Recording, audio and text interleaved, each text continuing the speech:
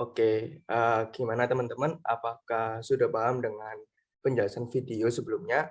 Nah, kalau misalnya masih belum paham nih tentang pembuatan media sama penanaman jasa training, bisa dilihat video setelah ini dan dicermati baik-baik ya.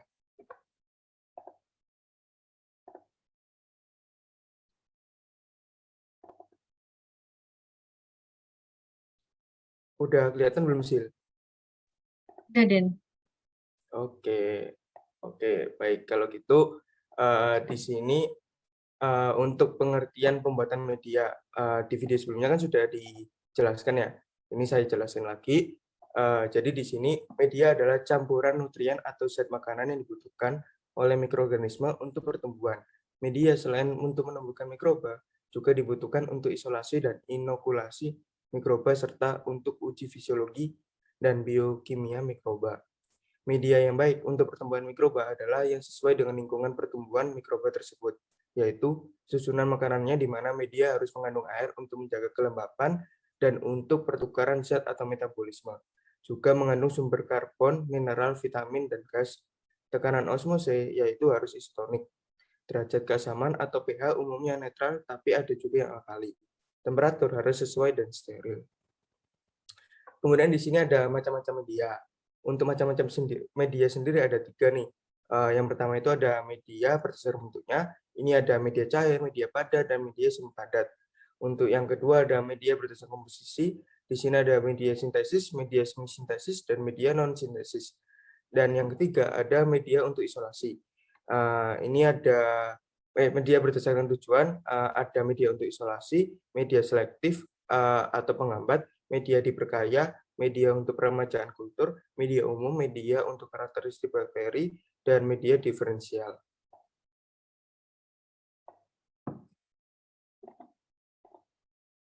Kemudian di sini ada syarat pembuatan media. Untuk syarat pembuatan media sendiri, ini yang pertama ada suasana medianya. Jadi di sini pH sesuai yang dikehendaki oleh jasa training, juga suhunya. Kemudian yang kedua ada mengandung bahan-bahan makanan dengan komposisi yang cukup sesuai dengan yang diperlukan oleh jasa training. Kemudian yang ketiga ada untuk media padat, kekentalan atau kepadatannya harus memenuhi syarat. Kemudian yang terakhir ada media yang dibuat sebelum dipakai harus disterilkan. Terus di sini juga ada bahan pembuatan media.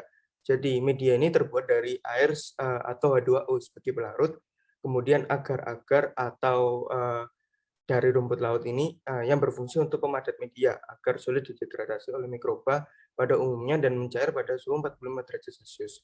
Kemudian gelatin juga memiliki fungsi yang sama seperti agar. Gelatin itu merupakan polimer asam amino yang diproduksi oleh kolagen. Namun kekurangan dari gelatin sendiri adalah banyak jenis mikroba yang mampu menguraikannya dibanding agar. Makanya sering ditemui untuk pembuatan media ini sering memakai agar. Kemudian di sini juga ada silika gel, yaitu bahan yang mengandung natrium silikat. Fungsinya juga sebagai pemadat media. Silika gel khusus digunakan untuk memadatkan media bagi mikroba autotrof obligat. Kemudian untuk pengertian dari jasa training sendiri.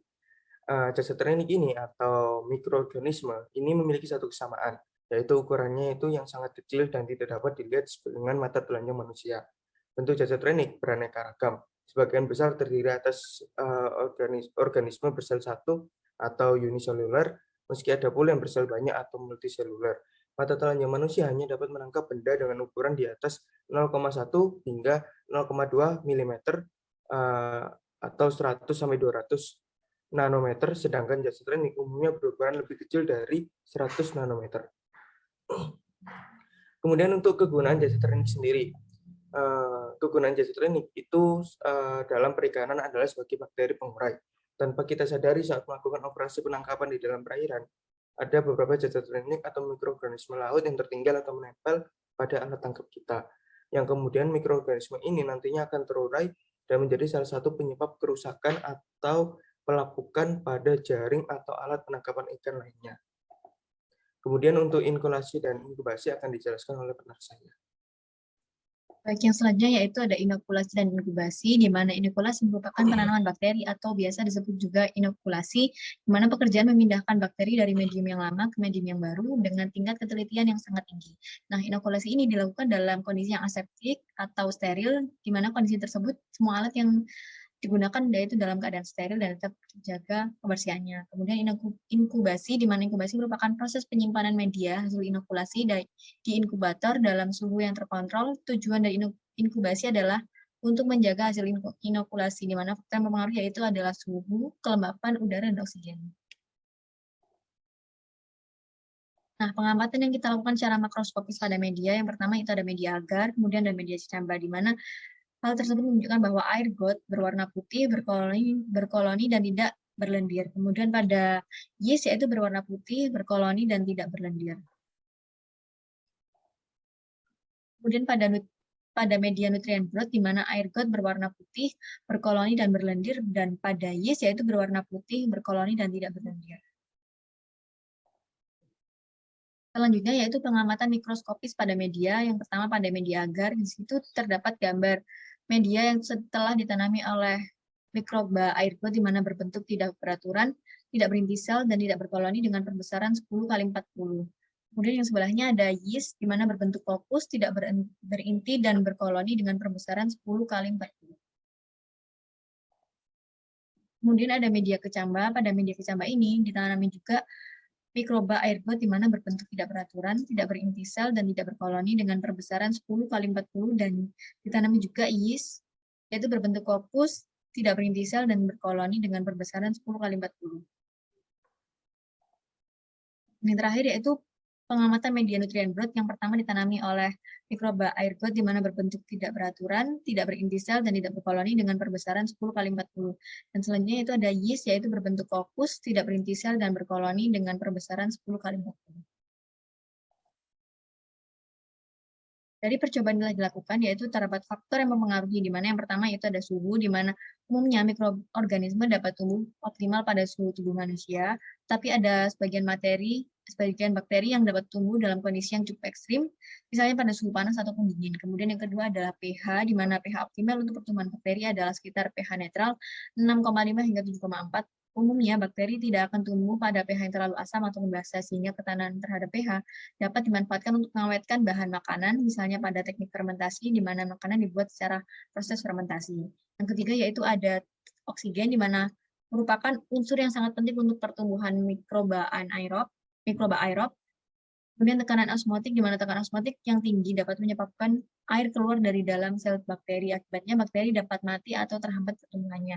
Teknik ini digunakan untuk mengawetkan makanan dengan cara penambahan garam sehingga tekanan osmotik cairan akan naik.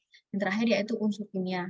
Pada pertumbuhan bakteri, unsur-unsur kimia seperti karbon, hidrogen, nitrogen, sulfur, dan fosfor digunakan untuk nutrisi dalam bakteri untuk tumbuh. Kemudian membutuhkan unsur mikro seperti besi, Fe, dan Cu.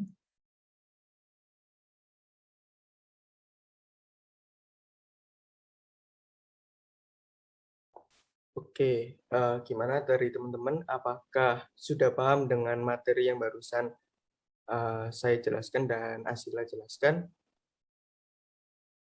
Kalau misal sudah paham, mungkin dari Asila ada yang perlu disampaikan lagi nggak?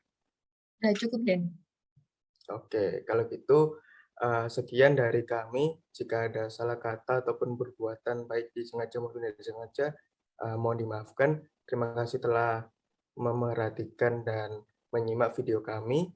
Jangan lupa subscribe, like, dan share. Oke, kami undur diri. Bye-bye. Bye.